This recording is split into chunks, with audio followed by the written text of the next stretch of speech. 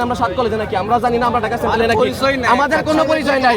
অথচ আমাদের 11,000 student chance পাইছে ঢাকা সেন্ট্রাল ইউনিভার্সিটিতে, তাহলে আমরা কই যাবো? আমাদের কোনো পড়াশোনা নাই। আজকে অধ্যাদেশ দেওয়ার ডেট ছিল 15 তারিখ, আজকেও দেয় নাই, বলছে আরো 1 মাস পরে। এই সরকার আছে 27 দিন, এই সরকার আছে আর 27 দিন, তারপরে কেরা দিব? তাহলে নতুন সরকার যদি আসে ও কোনো দিনও অধ্যাদেশ দিব না, আমাদের ন্যাশনালে যাওয়া লাগবে। আমরা পাবলিকে পরীক্ষা দিয়ে ন্যাশনালে যাবো আমরা? বলেন। শুনেন আমি বলি আন্টি আমি বলি, এই জায়গায় যারা আছে সবারই বিপদ আছে, আমরা জানি। শুনেন, আপনারা সবাই ভোগান্তির মুখে, এই জন্য আমাদের সামনে আসছেন। আমরা নিজেরা ভোগান্তিতে, এই জন্য আমরা এই কাজটা করছি। আমাদের মেসেজ শুনেন, আমাদের মেসেজ শুনেন, আমরা এই জায়গায় সারাদিনও থাকি, আমাদের এই জায়গায় কোনো উপদেষ্টা আসবো না, আমাদের এই জায়গায় কেউ আসবো না। আমরা শুধু এই জায়গায় মেসেজ শুনেন, আমরা না, আপনারা জবাব দিবেন কেন?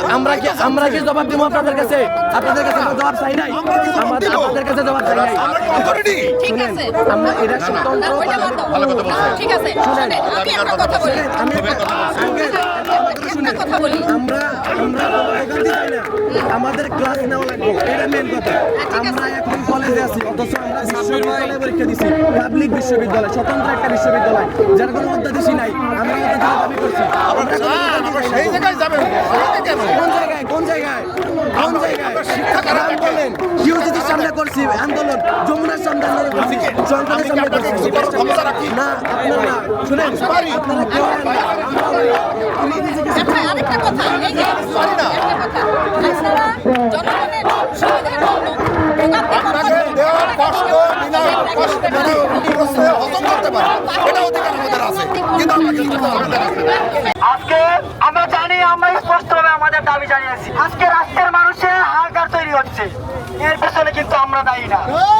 আজকে সরকার এখন একটা প্রেস রিলিজ দেয়, এখন একটা লিখিত দিয়ে দেয়, কোন দিন আমাদের অধ্যাদেশ দিবে, 1 মিনিটের মধ্যে আমরা রাস্তা ছেড়ে দিব। কিন্তু সরকার দিচ্ছে না, আমাদের তারা ভুক্তভোগী করছে, আর সেই পরিপ্রেক্ষিতে রাষ্ট্রের সকল মানুষ ভুক্তভোগী হচ্ছে।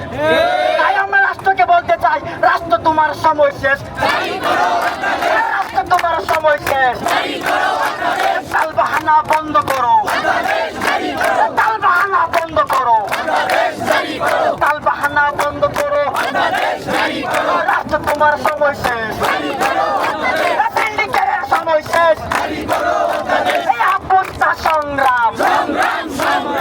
আমাদের বলা হয়েছে অধ্যাদেশ দিবে, আমাদের অনেক দুর্ভোগ হয়ে গেছে। আমরা 3-3বার আসছি ঢাকায় আমাদের ফ্যামিলি ছেড়ে, আমাদের টিচাররা বলছে আমাদের কোনো ক্লাস দিবে না।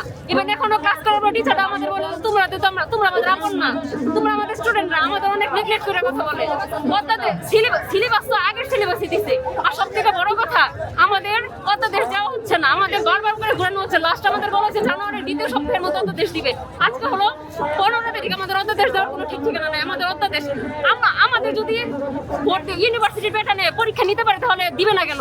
আমাদের দেশে এইটুকুই, আমরাও তো অনেক কষ্ট করতেছি, আমাদের তাদের জন্য খারাপ লাগছে, কিন্তু আমরাও তো অনেক আশা নিয়ে ভর্তি হয়েছি। আমাদের 11,000+ স্টুডেন্ট ভর্তি হয়েছিলাম, এখন 9,300 স্টুডেন্ট আছে, বাকিরা চলে গেছে।